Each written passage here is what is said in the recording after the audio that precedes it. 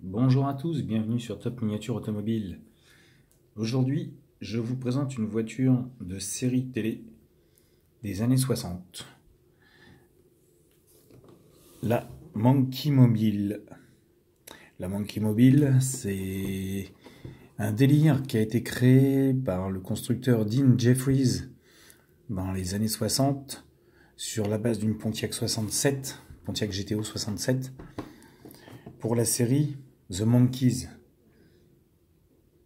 Alors la série The Monkees, c'était pas une grande série, c'était pas, on va dire, du grand art, c'était un groupe de rock, période Beach Boys, Beatles, qui marchait pas trop mal quand même, faut l'avouer, et qui a eu sa petite série télé, qui était marrante d'ailleurs, pour ceux qui se souviennent. C'était assez sympathique, c'était pas du grand cinéma, c'était pas du grand art, mais c'était marrant. Et donc, ces artistes, alors on les voit ici, on a les noms, Jones, Nesmith, Mickey Dolenz, et alors après c'est écrit dessus, il y a York, alors David Jones, voilà, mais enfin, voilà, il ressemble à ça. Et ils ont fait pas mal de tubes quand même qui ont bien marché. Et ah bah, voilà, les noms ils sont un peu plus là, un peu plus complets. David Jones, Mike Nesmith, Mickey Dolenz et Peter Tork.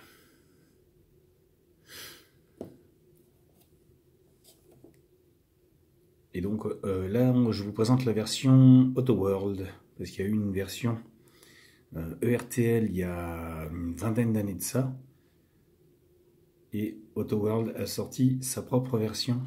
Donc Autoworld, bien sûr, vous savez qu'Autoworld est un dérivé de RTL, donc c'était un peu normal. Alors, je la découvre en même temps que vous.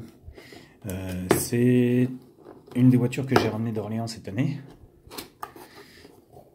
Donc, je la découvre en même temps que vous.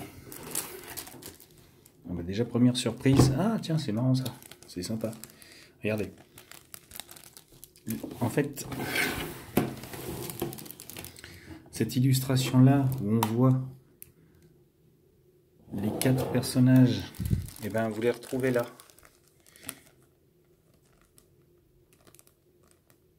Lettre d'or. Et là, vous avez donc les 4 protagonistes de ce groupe. Ah, c'est marrant.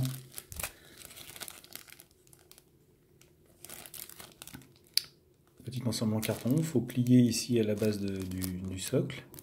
Ça tient debout. Vous les mettez à côté de la voiture comme si vous aviez les personnages à l'échelle. C'est marrant. C'était bien pensé. Mais nous, ce qui nous intéresse, c'est aussi la voiture. Alors comme je vous dis, je la découvre en même temps que vous. C'est la première fois que je l'ouvre depuis que je l'ai. Et donc.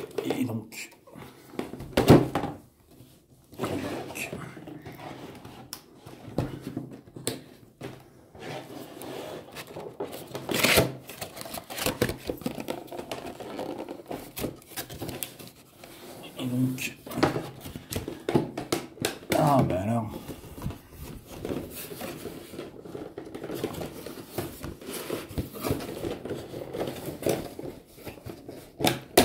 Voilà.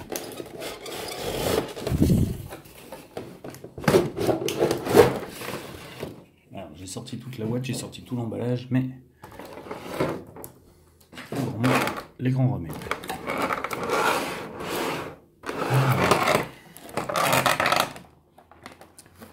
Très jolie, très grosse, très grande, très lourde.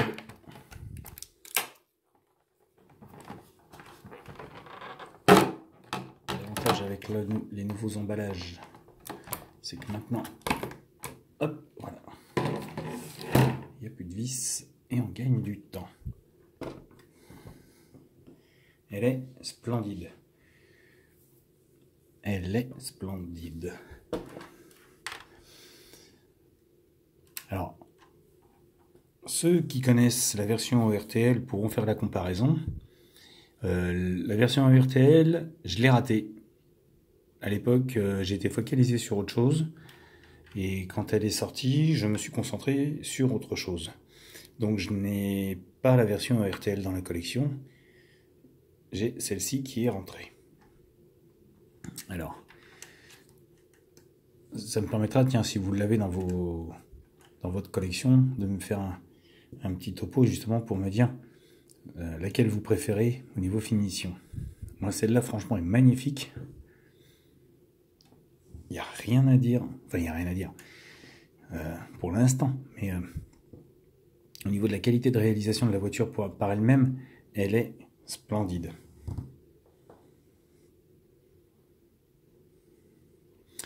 Alors, il faut savoir que cette Pontiac GTO, conçue spécialement pour la série, comme vous pouvez le voir, a été modifiée, rallongée, transformée, customisée, tout ce que vous voulez,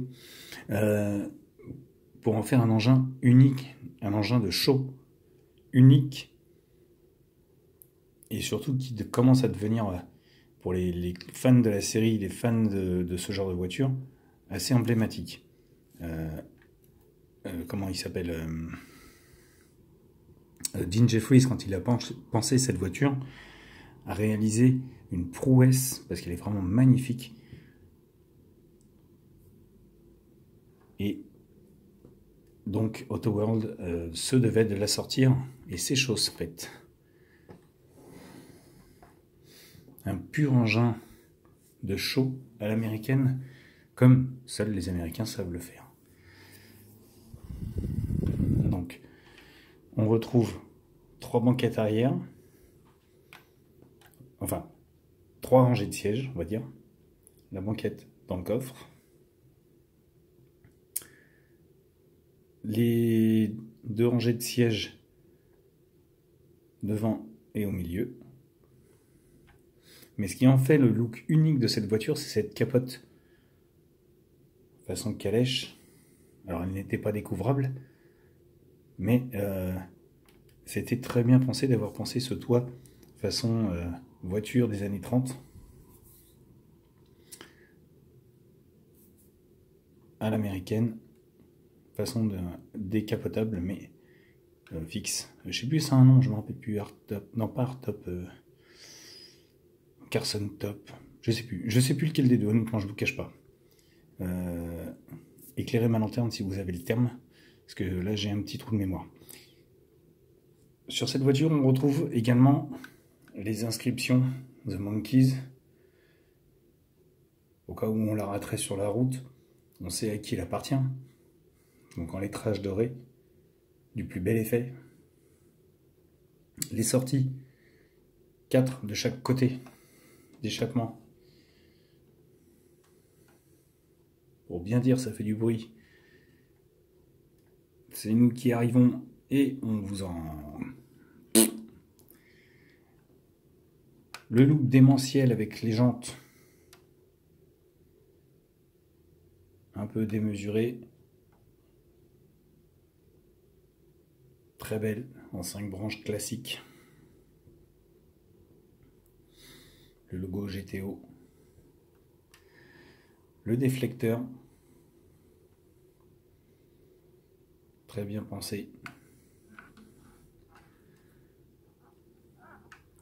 À l'avant, donc on retrouve modifié, mais la face avant de la Pontiac GTO, sauf les feux, les phares, qui ont été modifiés eux aussi.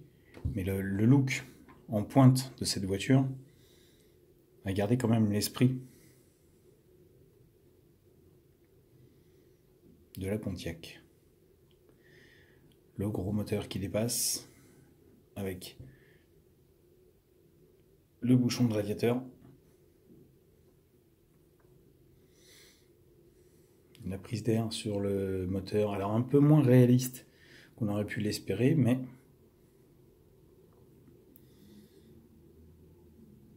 alors le capot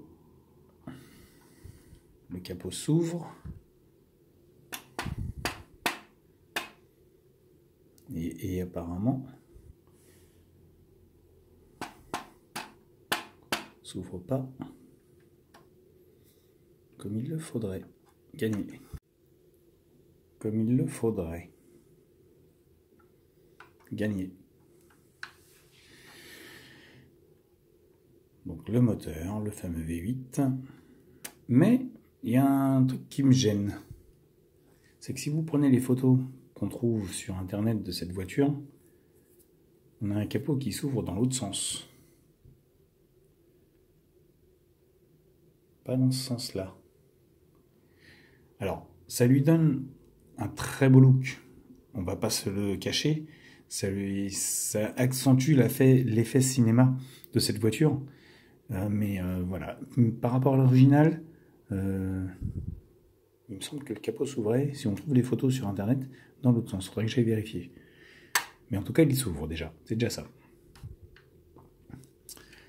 Les portières s'ouvrent également pour laisser les passagers entrer dans cet intérieur noir et blanc magnifique. Le tableau de bord, le contour sur le tableau de bord, les leviers, les pédales, tout y est. Il est vraiment très réussi. Autre détail qui fait son importance sur la voiture, c'est ce pare-brise séparé. Donc ceux qui connaissent bien la Pontiac GTO voient la différence et voient bien que effectivement ce pare-brise séparé marque carrément l'esthétique de la voiture.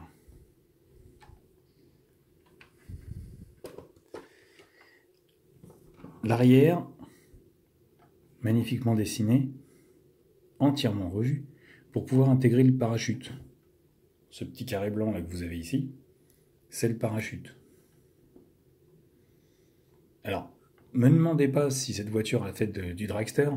Je vous dirais à ma connaissance que non, puisqu'elle était censée représenter le groupe de rock quand il allait cruiser en ville, mais il y a un parachute en tout cas.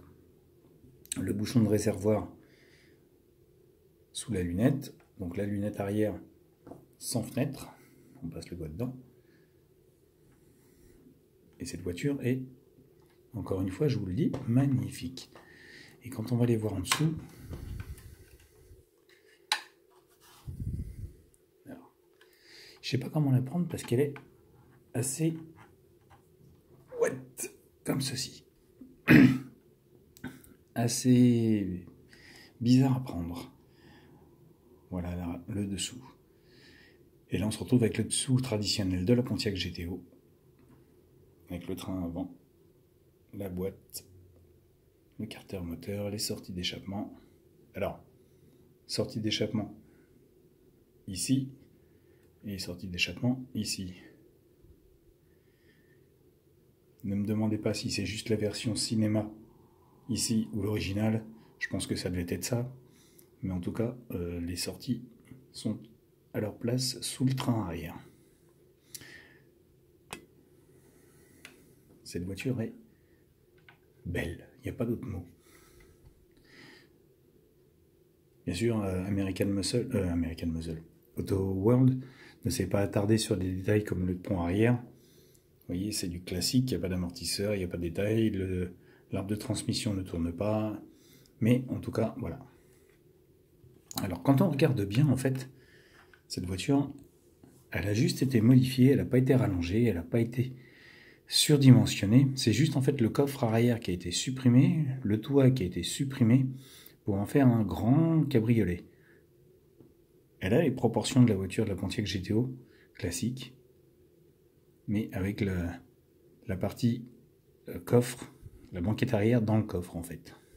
Alors, bien sûr, le fait d'avoir cette face avant en pointe et l'arrière modifié font que la voiture est plus longue. Mais non, en fait, elle fait les mêmes dimensions, hormis quelques détails. Elle n'a pas été coupée en deux pour être rallongée, mais tout simplement transformée pour en faire l'engin que vous avez devant les yeux. Voilà. Donc chez AutoWorld, moi je l'ai trouvé donc à Orléans pour une centaine d'euros, 110 euros. Voilà. C'est malheureusement pour ce genre d'engin, les prix qui un peu se pratiquent actuellement, ce qui en fait une voiture quand même un peu assez chère, mais très très belle en soi. si de votre côté vous avez le modèle ERTL, j'aimerais bien effectivement avoir une petite comparaison, que vous me disiez les points qui changent entre celle-ci et l'autre, parce que la ERTL je l'avais raté à l'époque, et je l'avais raté en brocante il y a 2-3 ans, je sais plus pourquoi. Donc je me suis concentré sur celle-ci, parce que c'est une voiture qui m'a toujours plu, d'une manière ou d'une autre. Voilà. En tout cas, n'hésitez pas, laissez-moi vos commentaires, effectivement, sur la chaîne. N'hésitez pas, pour ceux qui n'y sont pas, à vous abonner. Et puis sur ce, je vous laisse, et je vous dis à bientôt pour une nouvelle vidéo.